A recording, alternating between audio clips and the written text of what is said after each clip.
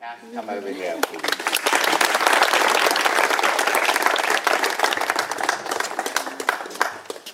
Couldn't talk about love and not give him a kiss, could we? Let your souls be enchanted. As love shines on a thing, so that thing becomes transformed. And the title of my talk, which I think is an idea worth spreading, is that love is the new global economy. We stand at the foot of the iconic Great Wall. And as you think about that Great Wall now, it was built out of fear. It was built to divide and to separate and to disconnect. And yet this life, as we all know, is about something very different. This life is about connection. This life is about love. And in experiments done with children who were unwanted at birth, where nurses were half of the group, allowed to touch, to talk to connect with, to sing to and rock those children, so those children thrived. Where the nurses were allowed to give only physiological care, so those children failed to thrive and began to die. And from that, the great family therapist, the student of Carl Rogers, Miss Virginia Satir, an Amazon of a woman, coined the phrase that you need, and I need, 4 hugs a day to survive, and 12 to thrive. I rather like that, so ensure you have your ration today. 4 hugs a day to survive, and 12 to thrive. Now, we talk about the Great Wall as dividing and separating. But how many of you have built walls around your heart? Or in your mind? And how does that disconnect you from your deeper self? How does it disconnect you from others in your life? How does it disconnect you from your work, or your clients, or your community, or this world?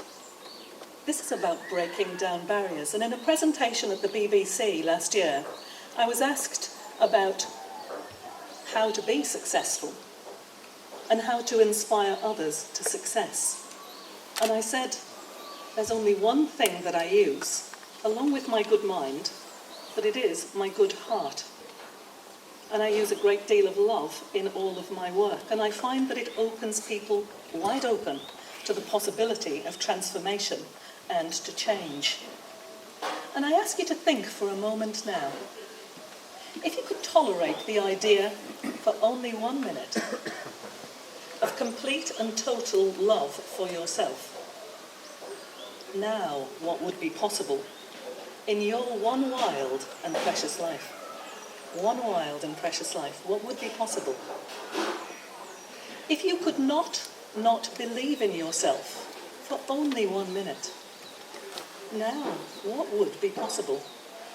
It was Michelangelo who said that the greater danger for most of us is not that our aim is too high and we miss it, but that it is too low and we reach it. Can you unleash some wild dreams in this one wild and precious life? May it transform your life in the right kind of a way. Because as you think about it now, there are 2 great energetic fields in the world. One is love, and one is hatred and fear. And we're operating somewhere on the continuum between each of those at any given moment, in any given day. Fear is the energy that shuts down, that shields, that uses protected behaviours, that separates us from ourselves and our better future. And love does something very, very different. Fear puts the heart in incoherence. We get incoherent patterns in the heart when we are in fear. But when we are in love, with life, with ourselves, with our community, with this beautiful world, it puts our heart, as we monitor it, into great coherence. It's the difference between alignment and fragmentation of our energy. It's the difference between a whole range of biochemicals. Because love in the heart, as well as a coherent pattern that would come out on any scan, love also creates the gorgeous biochemicals of oxytocin and serotonin, where fear and pain and hatred puts very different biochemicals in the system. They put the corticosteroids in. They put cortisol in the heart. Cortisol is pro-cancer, is pro-arthritis, is pro-diabetes, is pro-aging. I'm really 93. Love puts some very different chemicals inside of our bodies. And we produce, in a love state, DHEA. I'll only say this one once. Dehydroepiandrosterone. DHEA is the super hormone. It's anti-cancer. It's anti-diabetes. It's anti-arthritis. It is anti-aging. And we cannot make cortisol and DHEA at the same time. They exist in inverse proportions to each other. So we're making one or the other. Which one do you choose? Which one would enhance you? Which one would enhance your one wild and precious life? I ask you to choose carefully and wisely. And the heart has a mind all of its own, a repository for very many neurons. Biggest repository, second biggest repository is the gut. Talk about gut instinct. The third biggest repository for neurons is in the heart. But the heart has a brain all of its own, and it can make functional decisions independently of the cerebral cortex. It can affect higher consciousness. The heart incoherence impacts emotional stability. It impacts intentional action. It impacts positively cognitive functioning. And it impacts our sensitivity to other people. So the heart is a great place in our lives across every range of functioning that the human being can possibly participate in. I remember reading about a great experiment where a drugs company had projected how long it would take some rabbits eating a high cholesterol diet to develop heart disease. And all the rabbit groups developed heart disease except for one group. And they put some CCTV cameras in to see if the technician was sabotaging the experiment. But he gave them a high cholesterol diet. However, as he did, he stroked them, he touched them, and he held them, and they did not develop heart disease. I wonder how much heart disease in our world is caused through a lack of connection, a lack of touch, and a lack of love. Get those hugs to survive, and the 12 to thrive every day. In neonatal units, where weight is the exit criteria, generally around 5 pounds, to be allowed to leave the neonatal unit, where nurses and parents are touching and stroking and talking to babies, they gain 49% more weight on the same diet. These are the human factors in medicine and health and healing. And as you think about that now, if you loved the people that were around you, what difference would it make to your relationships? If our doctors and nurses truly loved their patients, how would that impact healing? How would it impact the service within an operation, within a hospital, within a doctor's surgery? If teachers loved their students, and didn't you all love your favourite teacher?